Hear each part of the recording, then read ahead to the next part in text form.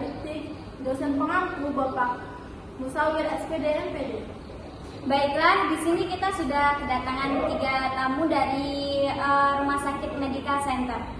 Ini dia Dr. Ria dari MPSI psikolog dan selanjutnya Dr. Musrifin MPSI dari psikolog dan selanjutnya juga Dr. Sidek MPSI dari psikolog.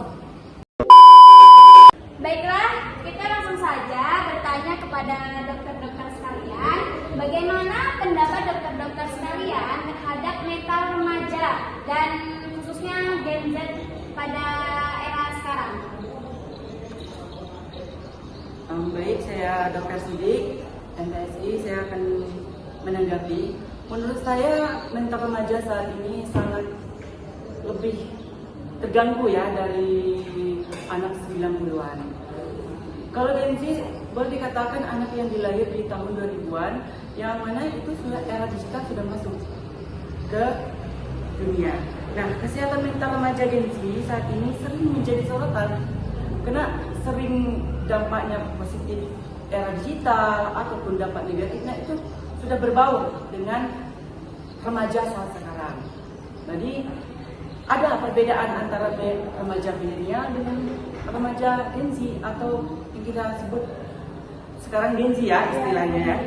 Nah, ini menjadi faktor bagi Indonesia ataupun negara lain bahwa perubahan zaman membuat picu perubahan di kalangan masyarakat, termasuk sumber daya manusia. Dengan meningkatnya sumber teknologi ataupun era digital yang sudah merambah ke pelosok-pelosok, itu bisa menjadi faktor bagi kesehatan mental remaja itu akan terganggu. Kenapa? Karena ini yang kita tahu kan, dulu di zaman milenial ini sulit diraih oleh anak-anak masa sekarang ya kan. Apalagi di umur 11 tahun atau masih SD, itu belum memakai yang namanya alat teknologi ya. Tapi kalau kita lihat sekarang, itu sudah banyak anak SD, bahkan yang belum SD sudah menggunakan smartphone, sudah menggunakan teknologi. Nah, dengan mudahnya orang luar itu mengaruhi, tanpa disadari itu mengaruhi, mencuci otaknya anak Indonesia. Yang mungkin ada sisi positifnya ada. Seperti apa? Belajar bisa melalui internet, mengetahui apa yang terjadi di luar sana bisa mengetahui di internet.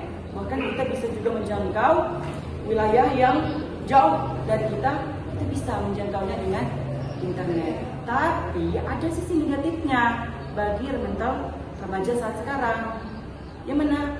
Yaitu link seperti judi online itu bisa merusak apa? Merusak sumber daya manusia di Indonesia ini tanpa kita sadari. Remaja juga ikut. Contohnya apa? Contohnya dengan video seks kan itu sudah merambah ke anak. Tidak dipungkiri anak di bawah umur juga bisa mengakses video tersebut, padahal itu tidak baik bagi remaja. Jadi menurut saya untuk remaja terutama Gen Z ya di masa sekarang lebih optimal lagi memilih sisi positif dan sisi negatif. Karena kalau kita pandai mengatur atau bisa menggunakan handphone ini dengan baik, tentunya kita lebih pintar dari yang anak milenial kemarin.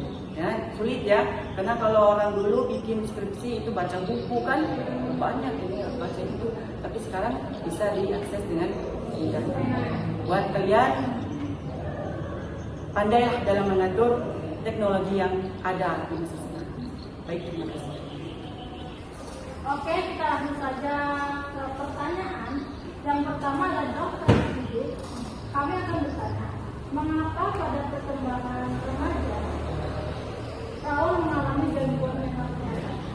Di masa sekarang ya, seperti kita tahu ya, masa remaja adalah periode transisi, di mana perubahan emosional, tingkah laku itu berubah secara drastis pada masa remaja. Karena remaja itu 15 sampai 24 tahun itu adalah masa pubertas. Nah, masa pubertas ini dapat memicu perubahan mental. Yang mana dulu, kalau kita tahu ya, perubahan secara drastis di remaja sama sekarang itu fisik ya, karena terutama pada perempuan itu sudah ada. Kalau dia dari kecil menuju remaja itu perubahan fisik tentu ada, masa pubertas itu pasti ada, bahkan pada laki-laki juga ada yang namanya menstruasi, itu pasti ada, apalagi organ-organ yang membesar seperti itu kan. Terus kalau pada laki-laki itu tumbuh jakun, itu perubahan dari remaja. Nah, kalau menurut mental itu juga berubah, karena tergantung daripada lingkungan. Karena seiring jalannya waktu, remaja akan berubah dan mengikuti apa yang ada di sekitarnya gitu. Kalau lingkungan, ya, jadi lingkungan itu berdampak besar ya bagi remaja. Karena kalau lingkungan, tergantung lingkungan. Karena kalau remaja itu hidupnya di lingkungan keras atau lingkungan yang serba kriminal, otomatis dia akan mengikuti lingkungan tersebut gitu. Kalau dia hidup di lingkungan yang lebih bersih gitu kan, menjaga kebersihan lingkungan, dia akan tanpa disadari dia melekat pada diri dia sendiri gitu. Oh, berarti menjaga lingkungan itu wajib ya gitu kan, penting ya, karena lingkungan itu harus dijaga gitu. Karena diajarkan terus sehingga remaja itu bisa menjaga kebersihan lingkungan. Nah, begitupun yang lain-lainnya. Nah, kalau masalah kesehatan mental ini, maka kita tidak pusing atau tidak heran bahwa perilaku Gen Z masa sekarang itu berubah drastis, bahkan sangat berbeda dengan generasi milenial. Karena perubahan zaman yang drastis tadi, yang mana banyak perubahan, banyak perbedaan antara 1090-an dengan 2000-an. Itu banyak sekali perbedaan zaman, seperti penggunaan teknologi ataupun budaya. Itu kan dulu kan kalau kita tahu ya, dulu orang luar itu, orang Indonesia lokalnya tidak ada kenal dengan istilah barat gitu kan. Dia lebih cenderung ke budaya gitu kan, menari gitu kan, apalagi kalau di Merangin itu ada namanya silat gitu kan, mungkin di daerah luar juga ada. Terus ada wayang gitu kan. Itu menjadi tradisi. Nah, remaja juga berpartisipasi ketika itu. Nah, kalau sekarang budaya tanpa disadari, budaya luar sudah masuk ke dalam Indonesia, sehingga merubah kesehatan mental remaja sekarang. Yang dulu aku nggak berani gitu kan melakukan kriminal gitu kan, takut ditangkap polisi gitu. Tapi sekarang nggak takut gitu kan, terutama identitas gitu kan, bisa menggunakan identitas orang lain gitu kan. Nah, teknologi membantu untuk remaja melakukan tindakan kriminal gitu. Seperti apa? Membacakan akun, terus membuat video-video yang tidak patut dipublikkan gitu kan. Itu sangat merubah emosional, kesehatan mental. Nah, bagi kesehatan mental remaja yang terguna atau terkorban oleh remaja lainnya, itu mengganggu itu. Apa yang terjadi? Yang namanya trauma. Nah, itu bisa menjadi trauma gitu kan. Apalagi kalau kita dikomunikasikan. Dulu kan kalau kita ambil dah, kita melakukan perbuatan yang senonoh gitu di tempat tertentu, lalu bertemu dengan orang, itu cukup di mata ya, Kalau sekarang ini yang namanya kamera selalu ada kan, di mana-mana, terus dipublikkan, itu kan ramai, bahkan satu Indonesia tahu kalau dia melakukan itu gitu kan. Itu menjadi trauma, depresi, kecemasan, itu yang mengganggu kesehatan mental. Terus ada juga itu yang perilaku kalau yang namanya cinta ya, itu tidak dipungkiri ya, kalau kita sayang dengan itu sudah menjadi bagian daripada masa pubertas remaja, karena emosional, terus sudah mengenali lawan jenis mereka. Nah, kalau sekarang tuh dulu kan berhubungan itu ada yang kalau di Merangin itu ada yang namanya adat, di mana laki-laki apabila mau bertemu dengan kekasihnya, itu ada orang tuanya loh di dalam rumah, itu ada semuanya. Nah, laki-laki itu di bawah rumah, itu kan kalau jam jika rumah panggung ya, rumah adatnya. Nah, itu di lakinya di bawah rumah. Nah, sementara ceweknya di atas rumah gitu. Terus kalau ibu bapaknya mengizinkan naik ke rumah, baru bisa ngobrol. Tapi kamu di mana gitu kan? Asal lo gitu kan? Nah, itu terus sampai disadari melakukan perbuatan yang tidak diinginkan atau seksual sudah merambat gitu kan? Nah, terus laki-laki tidak mau bertanggung jawab akan menyebabkan trauma pada gadis tersebut. Macam-macam, depresi, apa namanya, kecemasan gitu kan? Terus apa namanya itu alkohol, itu kan narkoba sudah banyak banget merambah pada remaja sekarang. Nah, itu salah satu faktor mengapa kesehatan mental remaja sekarang ini sangat-sangat terganggu. Karena itu tadi budaya luar sudah masuk, teknologi sudah merambah ke pelosok-pelosok.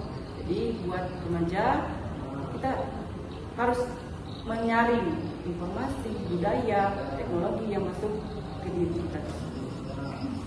Jadi faktor dari hal itu lingkungan, orang tua, ya fisik, dan emosional. kebijakan kayak misalnya handphone itu kan Iya, itu benar. Budaya luar sudah menutup kemungkinan budaya juga ya. Baiklah, selanjutnya kami akan bertanya kepada Dr. Muslimin, apakah menurut Dr. Muslimin kesehatan mental harus diprioritaskan lebih banyak di Indonesia, bagaimana? Seharusnya iya ya, karena kesehatan mental itu harus diprioritaskan oleh Indonesia itu lebih banyak, karena kondisi kesehatan mental masyarakat semakin memperhatikan akan berdampak pada produktivitas